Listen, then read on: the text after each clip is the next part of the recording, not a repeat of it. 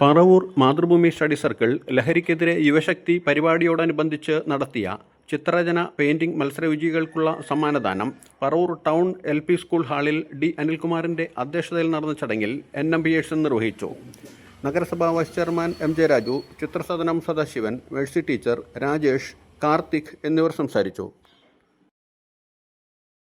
സാംസ്കാരികമായിട്ടുള്ള മുഖമാണ് യഥാർത്ഥത്തിൽ Mathrubhumi study circle എന്ന്. പക്ഷെ അത് പഴയതുപോലെയൊക്കെ ഫലപ്രദമായി പ്രവർത്തിക്കുന്നുണ്ടോ എന്ന് ചോദിച്ചാൽ ഇല്ല എന്നുള്ള അഭിപ്രായക്കാരാണ്. അതിൻ്റെ പ്രധാനപ്പെട്ട കാരണം നമ്മുടെ സമൂഹത്തിൻ്റെ പൊതുകാഴ്ചപ്പാടുകൾക്ക് വന്ന മാറ്റങ്ങളാണ്.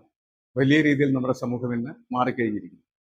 ആ മാറ്റം ഇത്തരത്തിലുള്ള സാംസ്കാരിക സംഘടനകളുടെ പ്രവർത്തനങ്ങളെ മോശമായിട്ടുള്ള രീതിയിൽ ബാധിച്ചിട്ടുണ്ട് എന്നുള്ളത് വലിയ സത്യമാണ്. നമ്മുടെ നാട്ടിൽ നേരത്തെ ക്ലബ്ബുകൾ, നാടക സംഘങ്ങൾ, അതേപോലെ കലാ സാംസ്കാരിക രംഗത്ത് പ്രവർത്തിക്കുന്ന നിരവധി ഗ്രൂപ്പുകൾ, ഫിലിം സൊസൈറ്റികൾ എല്ലാം പ്രവർത്തിച്ചിരുന്ന ഒരു സമൂഹമാണ്. പക്ഷെ ഇന്ന് അവയൊന്നും പ്രവർത്തിക്കുന്നില്ല എന്നുള്ളത് വലിയ യാഥാർത്ഥ്യമാണ്. ഇപ്പം ഞങ്ങളുടെ കോളേജിൽ തന്നെ കേസരി ഫിലിം സൊസൈറ്റി എന്ന് പറയുന്ന ഒരു ഫിലിം സൊസൈറ്റി ഉണ്ടായി.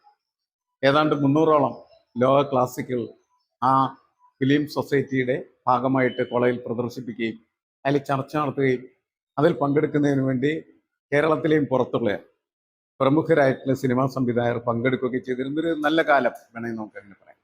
അത് പക്ഷേ നിന്ന് പോയിട്ട് കുറേ വർഷമായി. ഞാനിപ്പോൾ ഇന്നലെ ചലച്ചിത്ര അക്കാദമിയിൽ നിന്നൊരു കത്ത് വന്നിട്ടുണ്ടായി. അത് പുതിയ ഫിലിം സൊസൈറ്റിയുമായിട്ടുള്ള പ്രവർത്തനങ്ങളെ സംബന്ധിച്ചിടത്തോളം ചർച്ച ചെയ്യുന്നതിന് വേണ്ടി. പക്ഷേ ഫിലിം സൊസൈറ്റിയുടെ പ്രവർത്തകരൊക്കെ തന്നെ മിക്കവാറും അവിടെ നിന്ന് പോയി. ലക്ഷ്മി കോളേജ് ഉള്ളതിൻ്റെ പേരിൽ മാത്രം അഡ്രസ്സ് അവിടെ ഉണ്ട് എന്ന് മാത്രമേ ഉള്ളൂ. ഇപ്പോൾ അതിൻ്റെ പ്രവർത്തകരില്ല. അതിൻ്റെ പ്രവർത്തനം നിശ്ചലമായി കഴിഞ്ഞിരിക്കുക. മാതൃഭൂമി സ്റ്റഡി സർക്കിളിൽ സ്വാഭാവികമായിട്ട് അത് ബാധിച്ചിട്ടുണ്ടാകും.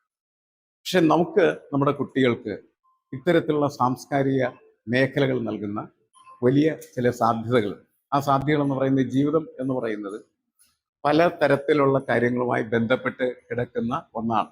ആ പലതരത്തിലുമായി ബന്ധപ്പെട്ട് കിടക്കുന്ന എല്ലാ കാര്യങ്ങളിലേക്കും നമുക്ക് കടന്നു ചെല്ലാൻ കഴിയുമ്പോഴാണ് നമ്മുടെ ജീവിതത്തെ കുറച്ച് സമഗ്രമാക്കി വളർത്താനും വികസിപ്പിക്കാനും ഒക്കെ കഴിയും. ഇപ്പോൾ കുട്ടികൾക്ക് പലപ്പോഴും അങ്ങനെയുള്ള ഒരു സാമൂഹ്യ ബോധം എന്ന് പറയുന്നത് നിർമ്മിക്കപ്പെടുന്നതിൽ ഇന്നത്തെ സൊസൈറ്റി വളരെ മോശമായിട്ടുള്ള പങ്കാണ് വഹിക്കുന്നത് എന്ന് വിശ്വസിക്കുന്ന ഒരാളാണ്. നമ്മളുടെ കുടുംബങ്ങളിലാണെന്ന് വെച്ചാൽ ഒരു കുട്ടിയോ 2 കുട്ടിയൊക്കെ ഉണ്ടാവും. അപ്പോൾ അവർക്ക് വീട്ടിൽ തന്നെ അങ്ങനെയുള്ള ഒരു സോഷ്യലൈസേഷൻ അല്ലെങ്കിൽ സാമൂഹ്യവൽക്കരണ പ്രക്രിയ എന്ന് പറയുന്നുള്ള സാധ്യത വളരെ കുറവാണ്.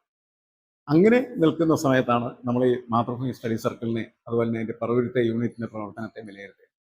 ഇപ്പോൾ ലഹരി വിരുദ്ധ ക്യാമ്പയിൻ എന്ന് പറയുന്നത് നമ്മുടെ സമൂഹത്തിൽ വളരെ ഗുരുതരമായിട്ടുള്ള രീതിയിൽ നമ്മൾ കൈകാര്യം ചെയ്തൊരു വിഷയമാണ്. സേ നോട്ട് ടു ഡ്രഗ്സ് എന്നതായിരുന്നു അതിൻ്റെ മുദ്രാവാക്യം. കാരണം സ്കൂളുകളൊക്കെ കേന്ദ്രീകരിച്ച് ലഹരി മാഫിയ സംഘങ്ങൾ പ്രവർത്തിക്കാൻ തുടങ്ങുകയും പഠിത്തത്തിൽ വരുന്ന പല കുട്ടികളെയും അവർ തട്ടിക്കൊണ്ടുപോവുകയും പിടിച്ചുകൊണ്ടുപോവുകയും ആകർഷിച്ചുകൊണ്ടുപോവുകയൊക്കെ ചെയ്ത് അവരുടെ പഠിത്തത്തിൻ്റെ ശ്രദ്ധ തിരിയുന്നു എന്ന് മാത്രമല്ല, ആ പല കുട്ടികളും സമൂഹത്തിൽ ജീവിക്കാൻ പറ്റാത്ത തരത്തിൽ വൈകല്യമുള്ള വ്യക്തിത്വങ്ങളായിട്ട് മാറിത്തരികയാണ് ചെയ്യുന്നത്. എന്നുവെച്ചാൽ അവർക്ക് വലിയ തരത്തിൽ പേഴ്സണാലിറ്റി ഡിഫ്രാക്ഷൻ സംഭവിക്കുകയാണ് ചെയ്യുന്നത്. അതവരുടെ ജീവിതത്തെ വലിയ തോതിൽ ബാധിക്കും. പഠിത്തത്തെ മാത്രമല്ല ബാധിക്കും, ജീവിതത്തെ മുഴുവനായിട്ട് ബാധിക്കുകയാണ്.